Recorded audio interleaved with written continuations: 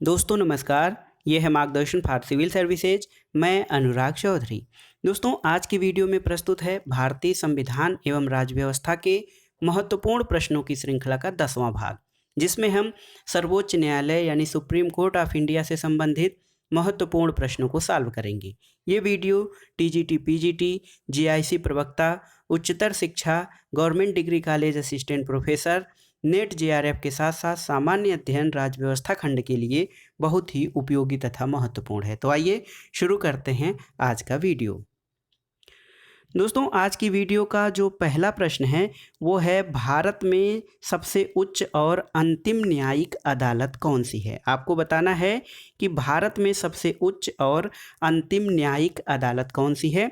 Option है आपके उच्चतम न्यायालय, उच्च न्यायालय, मार्शल कोर्ट या फिर सत्र न्यायालय। तो सही उत्तर क्या है दोस्तों, भारत में एकीकृत न्यायिक व्यवस्था को अपनाया गया है, जिसमें सर्वोच्च पायदान पर उच्चतम न्यायालय यानी कि सुप्रीम कोर्ट स्थित है।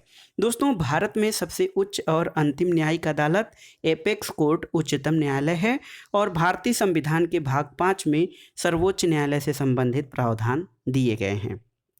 अगला प्रश्न है, भारत में न्यायिक समीक्षा की शक्ति का उपभोग कौन करता है। ऑप्शन देखिए, अकेले सुप्रीम कोर्ट, अकेले उच्च न्यायालय, सभी न्यायालय या उच्च न्यायालय और सुप्रीम कोर्ट। तो सही उत्तर क्या है दोस्तों, भारत में न्यायिक समीक्षा या जुडिशियल रिव्यू जो होता है उसकी शक्तियों का उपभोग उच्च न्यायालय और सर्वोच्च न्यायालय दोनों ही करते हैं।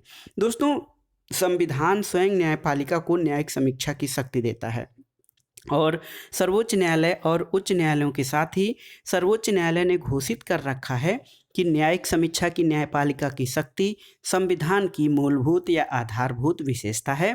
फिर भी संविधान में मूलभूत ढांचे का एक तत्व है, इसलिए न्यायिक समीक्षा की शक्ति में संविधान संशोधन के द्वारा न तो कटौती की जा सकती है और ना ही इसे हटाया जा सकता है। अगला प्रश्न है, निम्नलिखित में से किस केस में सुप्रीम कोर्ट की न्यायिक समीक्षा पर सवाल उठाया गया था। ऑप्शन देखिए, Golaknath case, Keshavananda Bharati case, Minerva mill case या AK गोपालन केस। तो आपको बताना है कि किस केस में सुप्रीम कोर्ट की जो न्यायिक समीक्षा या जुडिशियल रिव्यू की शक्ति है उस पर सवाल उठाया गया था। तो सही उत्तर है ऑप्शन ए, गोलकनाथ केस में सुप्रीम कोर्ट की न्यायिक समीक्षा पर सवाल उठाया गया था। अगला प्रश्न देखते हैं दोस्तों, सुप्रीम कोर्ट के अधिकार क्षेत्र को बढ़ाया जा सकता है किस प्रकार से। संसद द्वारा बनाए गए कानून के द्वारा, प्रधानमंत्री द्वारा, भारत के राष्ट्रपति द्वारा या सुप्रीम कोर्ट के मुख्य न्यायाधीश द्वारा। तो सही उत्तर है दोस्तों, सुप्रीम कोर्ट की जो अधिकार क्षेत्र या अधिकारिता है उसको संसद द्वारा बनाए गए कानून के द्वारा बढ़ाया जा सकता है। अनुच्छेद 138 में ये प्रावधान है कि संसद विधि द्वारा सर्वोच्च न्यायालय को अतिरिक्त अधिकारिता और शक्तियां प्रदान कर सकती है। अगला प्रश्न है, भारत में न्यायिक सक्रियता किससे संबंधित है। ये प्रश्न इतना महत्वपूर्ण है कि आप देख सकते हैं कितनी बार परीक्षाओं में पूछा गया है। भारत में न्यायिक सक्रियता किससे संबंधित है। तो ऑप्शन आपके देख लेते हैं, प्रतिबद्ध न्यायपालिका, न्यायिक समीक्षा, न्यायिक स्वतंत्रता या फिर जनहितवाद। तो सही उत्तर है न्यायिक सक्रियता या जुडिशियल एक्टिविज्म, जनहितवाद या जनहितवाद PIL जिनको कहा जाता है उससे संबंधित है। जनहितवाद यानी पब्लिक इंटरेस्ट लिटिगेशन। अगला प्रश्न है दोस्तों, PIL से जुड़े व्यक्ति कौन हैं। ऑप्शन है, न्यायमूर्ति भगवती, न्यायमूर्ति वेंकट चलैया, न्यायमूर्ति आर्यन मिश्रा या न्यायमूर्ति संतोष हेगड़े। तो सही उत्तर है दोस्तों, PIL या जनहित याचिका से संबंधित व्यक्ति PN भगवती हैं। दोस्तों भारत में जनहितवादों के अग्रणी न्यायाधीशों में VR कृष्ण अय्यर और PN भगवती का नाम बहुत ही महत्वपूर्ण है। तो आप समझ सकते हैं कि VR कृष्ण अय्यर और PN भगवती PIL से जुड़े महत्वपूर्ण व्यक्ति हैं। न्यायिक सक्रियता का अर्थ क्या होता है। तो आप जानते हैं जुडिशियल एक्टिविज्म या न्यायिक सक्रियता जो होता है उसका मतलब ये होता है कि न्यायपालिका अत्यंत सक्रिय रूप से कार्यपालिका के कार्यों को ग्रहण कर ले और उसे करने लगे। जो काम सरकार का है वो काम न्यायपालिका करने लगे तो उसे ही न्यायिक सक्रियता कहते हैं। अगला प्रश्न है दोस्तों, PIL का मतलब क्या होता है? आपको बताना है PIL का फुल फॉर्म क्या है। तो ऑप्शन नहीं बताऊंगा। पब्लिक इंटरेस्ट लिटिगेशन यानी जनहित याचिका। PIL का फुल फॉर्म होता है public interest litigation. Option A आपका सही है।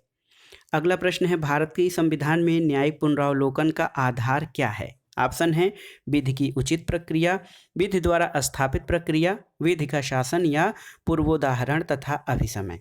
तो सही उत्तर है भारतीय संविधान में न्यायिक पुनरावलोकन का आधार ये विधि का शासन या रूल ऑफ लॉ है। दोस्तों, भारतीय संविधान के अनुच्छेद 13, 32, 131 से 136, 141, 143, 226, 227, 245, 246 और 372 में न्यायिक पुनरावलोकन की व्यवस्था है। न्यायिक पुनरावलोकन का आधार विधि के शासन को बनाए रखना और विधि की सर्वोच्चता को स्थापित करना है।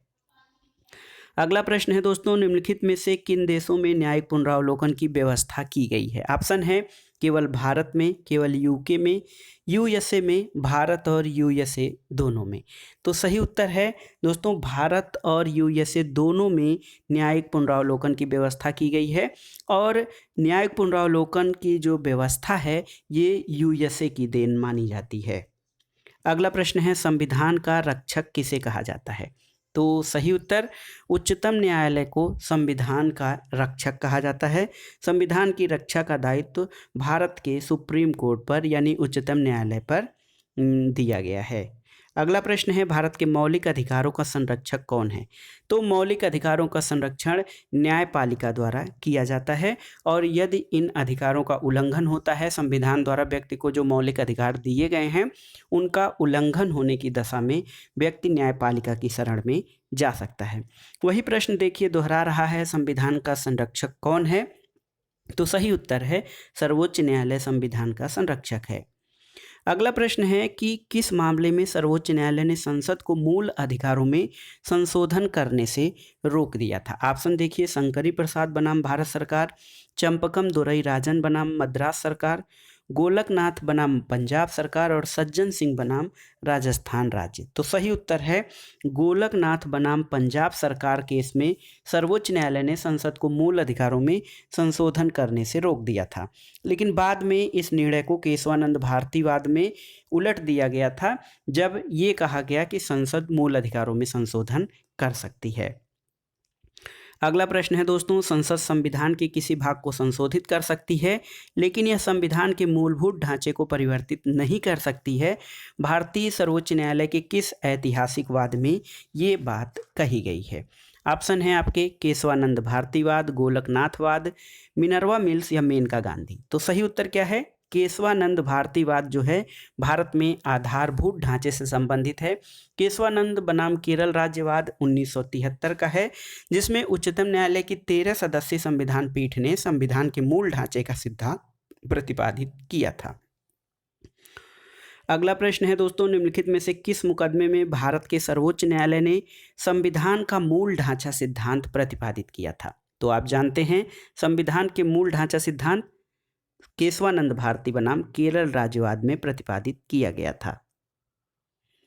अगला प्रश्न है दोस्तों, भारत का सर्वोच्च न्यायालय केंद्र और राज्यों के मध्य विवादों का निर्णय करता है किस अधिकार के अंतर्गत या किस क्षेत्राधिकार के अंतर्गत? ऑप्शन है परामर्शदात्री क्षेत्राधिकार, अपीलीय क्षेत्राधिकार, संवैधानिक क्षेत्राधिकार या प्रारंभिक क्षेत्राधिकार। तो सही उत्तर क्या है दोस्तों? भारत का जो सर्वोच्च न्यायालय है वो प्रारंभिक क्षेत्राधिकार के अंतर्गत केंद्र और राज्यों के मध्य जो विवाद हैं उनका निपटारा करता है। भारत के संविधान के अनुच्छेद 131 में ये कहा गया है कि यदि कोई विवाद भारत सरकार और राज्य सरकारों के बीच हो, एक ओर भारत सरकार राज्य सरकारों और दूसरी ओर राज्य और राज्यों के बीच हो, तो दो या दो से अधिक राज्यों के बीच हो, तो उसका निर्धारण उच्चतम न्यायालय द्वारा किया जाएगा और वह उसकी आरंभिक या प्रारंभिक क्षेत्राधिकार के अंतर्गत आएगा। अगला प्रश्न है कि सर्वोच्च न्यायालय की सीट नई दिल्ली में है, पर यह कहीं भी अपनी सीट रख सकती है या पीठ बना सकती है।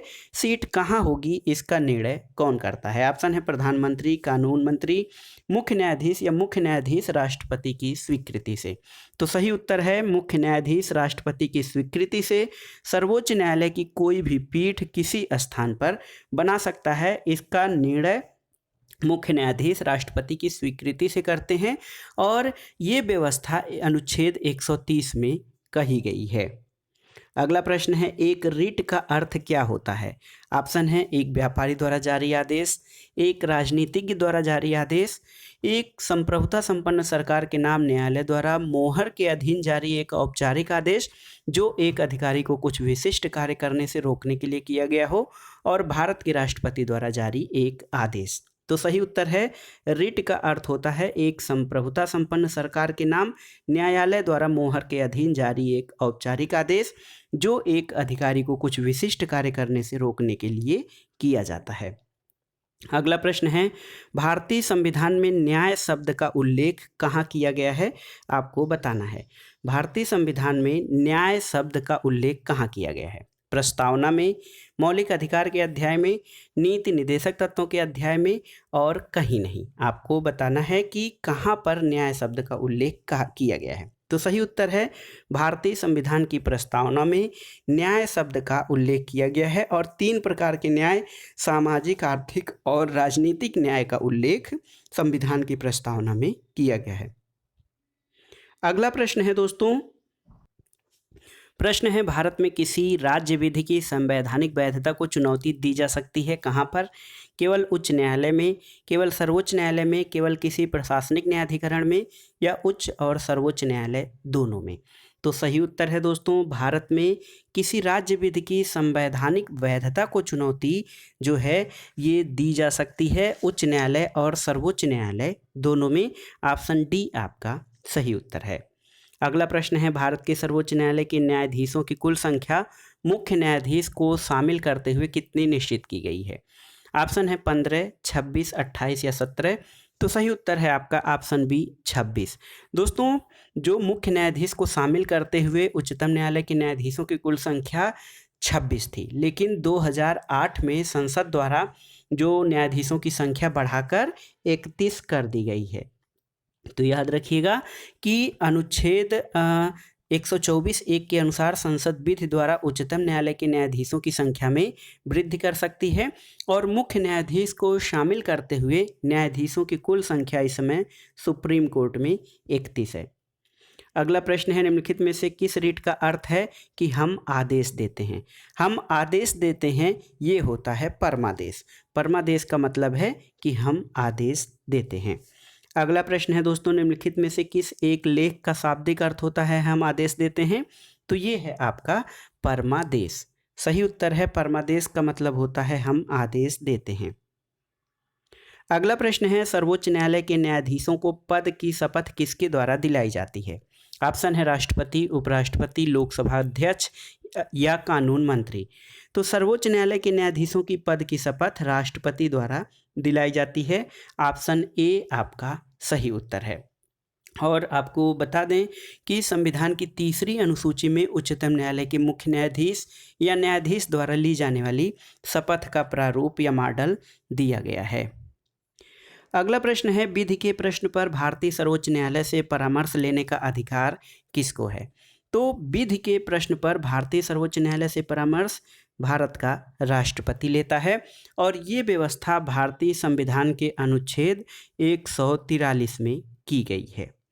अगला प्रश्न देखते हैं निम्नलिखित युग्मों का सही मिलान करना है और आपको बताना है सही उत्तर इसके आधार पर कौन सा होगा।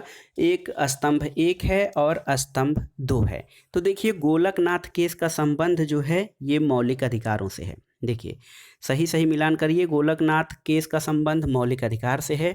शमशेर सिंह केस का संबंध राष्ट्रपति के अधिकारों से है। इसके अलावा मिनर्वा मिल केस जो है दोस्तों ये राज्य के नीति निर्देशक तत्वों से संबंधित है। फिर केशवानंद भारती केस आधारभूत संरचना के सिद्धांत से संबंधित है। तो इस तरह से आप सही कूट का चयन कर सकते हैं। इसके आधार पर जो ऑप्शन बी होगा आपका सही उत्तर होगा। अगला प्रश्न है दोस्तों, उच्चतम न्यायालय के न्यायाधीशों को अवकाश ग्रहण करने की आयु 65 वर्ष करने वाला संवैधानिक संशोधन कौन सा है, आपको बताना है। ऑप्शन है 124(2), 125, 128 या 129। तो सही उत्तर है 124(2) अनुच्छेद के अनुसार राष्ट्रपति अपने हस्ताक्षर और मुद्रा सहित उच्चतम न्यायालय के प्रत्येक न्यायाधीश को नियुक्त करेगा और वो न्यायाधीश तब तक पद धारण करेगा जब तक वह 65 वर्ष की आयु प्राप्त नहीं कर लेता है। तो उच्चतम न्यायालय के न्यायाधीश का जो है वो 65 वर्ष के जो है उच्चतम न्यायालय के प्रत्येक न्यायाधीश की नियुक्ति 65 वर्ष की आयु तक होती है और संविधान के अनुच्छेद 217 में उच्च न्यायालय के न्यायाधीशों के अवकाश ग्रहण की आयु सीमा 62 वर्ष होती है। अगला प्रश्न है, भारत के सर्वोच्च न्यायालय के न्यायाधीशों की सेवानिवृत्ति की आयु कितनी है। तो सही उत्तर है ये 65 वर्ष है। सर्वोच्च न्यायालय के न्यायाधीश के सेवानिवृत्ति की आयु दोस्तों 65 वर्ष निर्धारित की गई है। अगला प्रश्न है कि न्यायिक पुनरीक्षण क्या दर्शाता है। न्यायिक पुनरीक्षण या न्यायिक पुनरावलोकन ये दर्शाता है कि जो है राज्य के किसी कानून को सर्वोच्च न्यायालय असंवैधानिक घोषित कर सकता है, जो कि सर्वोच्च न्यायालय के और केंद्र राज्य पे विधियों के संवैधानिकता की जांच के क्रम में यदि कोई कानून जो है नियम विरुद्ध है तो उसको असंवैधानिक घोषित करने का अधिकार सर्वोच्च न्यायालय को होता है। अगला प्रश्न है दोस्तों, भारतीय और अमेरिकी संघीय व्यवस्था में निम्नलिखित में से कौन सा एक लक्षण समान रूप से विद्यमान है। ऑप्शन देखिए, संविधान में 3 सूचियां, दोहरी न्यायपालिका, एक संघीय सर्वोच्च न्यायालय जो संविधान की व्याख्या करता है और इकहरी नागरिकता। तो सही उत्तर है एक संघीय सर्वोच्च न्यायालय जो कि संविधान की व्याख्या करता है। भारत और अमेरिका के संविधान में एक समान लक्षण विद्यमान है। अगला प्रश्न है कि भारतीय संविधान की समीक्षा के लिए बनाई गई नवीनतम और अब तक की अंतिम समिति के अध्यक्ष कौन थे। ऑप्शन देखिए, जस्टिस नानावती, जस्टिस वेंकट चलैया, जस्टिस पाठक या जस्टिस खरे। तो सही उत्तर है दोस्तों ऑप्शन बी, जस्टिस वेंकट चलैया। न्यायमूर्ति मानेपल्ली नारायण राव वेंकट चलैया, एमएन वेंकट चलैया, इनकी अध्यक्षता में 22 फरवरी 2000 को संविधान समीक्षा के लिए नवीनतम समिति गठित की गई थी और इसने मार्च 2002 में अपनी रिपोर्ट तत्कालीन केंद्रीय सरकार को दी थी। अगला प्रश्न देखते हैं दोस्तों, बहुत ही महत्वपूर्ण। देखिए ये प्रश्न है कि निम्नलिखित में से किस एक वाद में सर्वोच्च न्यायालय ने कहा है कि प्रस्तावना या उद्देशिका भारत के संविधान का अंग है। ऑप्शन है बेरुबारी केस, सज्जन सिंह वाद, गोलकनाथवाद, केशवानंद भारतीवाद। तो सही उत्तर है केशवानंद भारतीवाद में सर्वोच्च न्यायालय द्वारा कहा गया कि प्रस्तावना संविधान का एक भाग है। अगला प्रश्न है, सर्वोच्च न्यायालय के मुख्य न्यायाधीश की नियुक्ति किसके द्वारा की जाती है, आपको बताना है।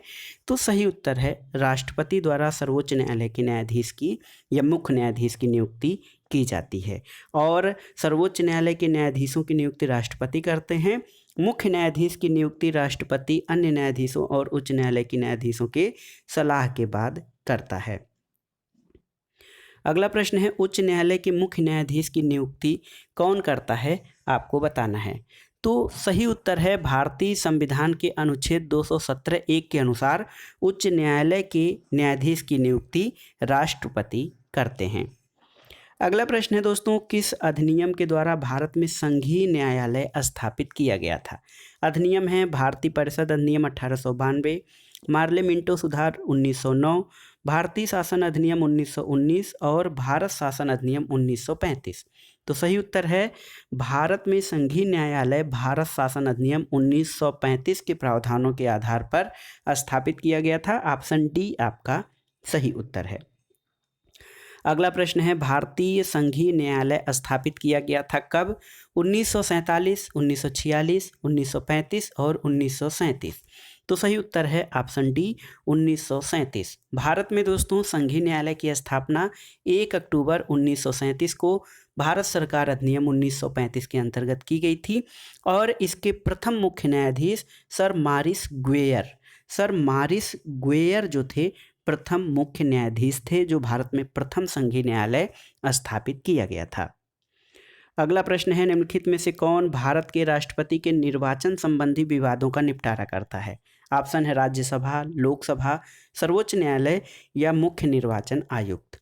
तो दोस्तों, राष्ट्रपति का जो निर्वाचन होता है उसमें यदि कोई विवाद होता है तो उसका निपटारा सर्वोच्च न्यायालय के द्वारा किया जाता है।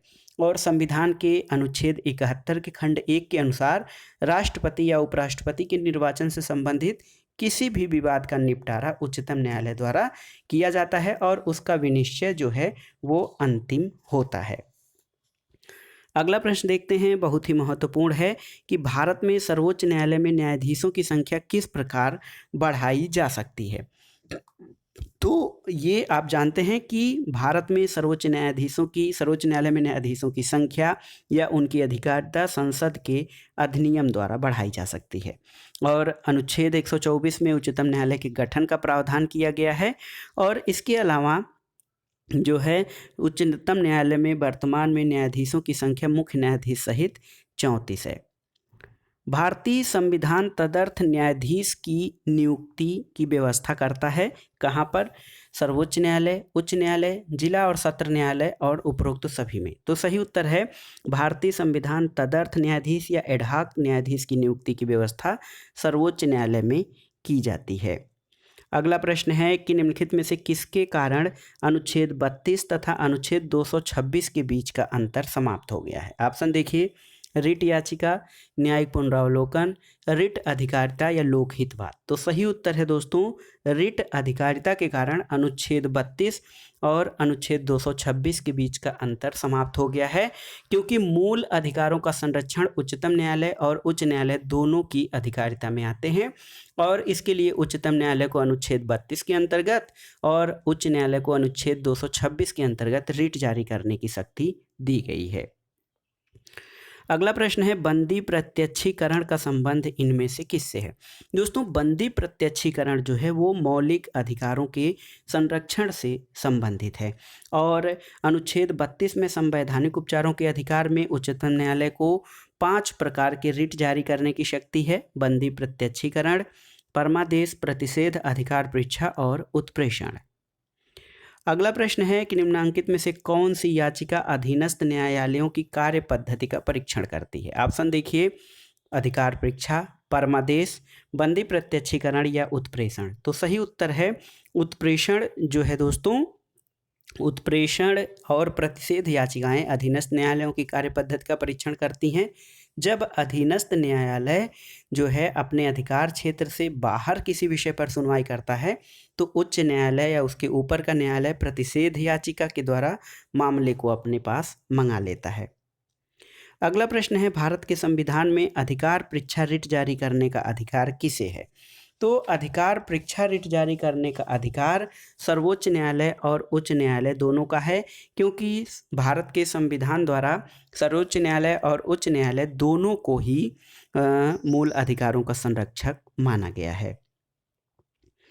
अगला प्रश्न है, किस रिट लेख का शाब्दिक अर्थ होता है दावा की वैधता की जांच पड़ताल करना?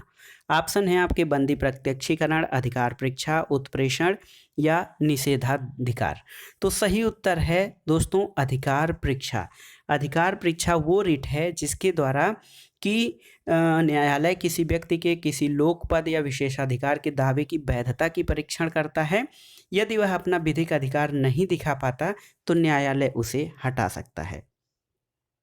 अगला प्रश्न है, कौन से परमादेश का मतलब अक्षरशः आपका अधिकार क्या है ये होता है? आपका अधिकार क्या है ये है, इसका मतलब होता है क्यो वारंटो या अधिकार परीक्षा। तो ये जो रिट है इसका अर्थ होता है क्यो वारंटो या अधिकार परीक्षा का कि आपका अधिकार क्या है।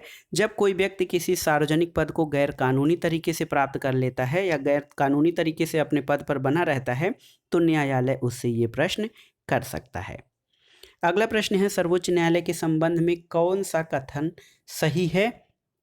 तो सही उत्तर है सर्वोच्च न्यायालय दोस्तों मूल अधिकारिता, अपीलीय और परामर्श संबंधी क्षेत्राधिकार रखती है। तो सर्वोच्च न्यायालय मूल, अपीलीय और परामर्श संबंधी क्षेत्राधिकार सभी रखता है। अगला प्रश्न है, भारत के संविधान की मूल संरचना या बुनियादी ढांचे के सिद्धांत का स्रोत क्या है? आपको बताना है। संविधान, न्यायिक व्याख्या, न्यायविदों के मत, संसदीय परिनियम।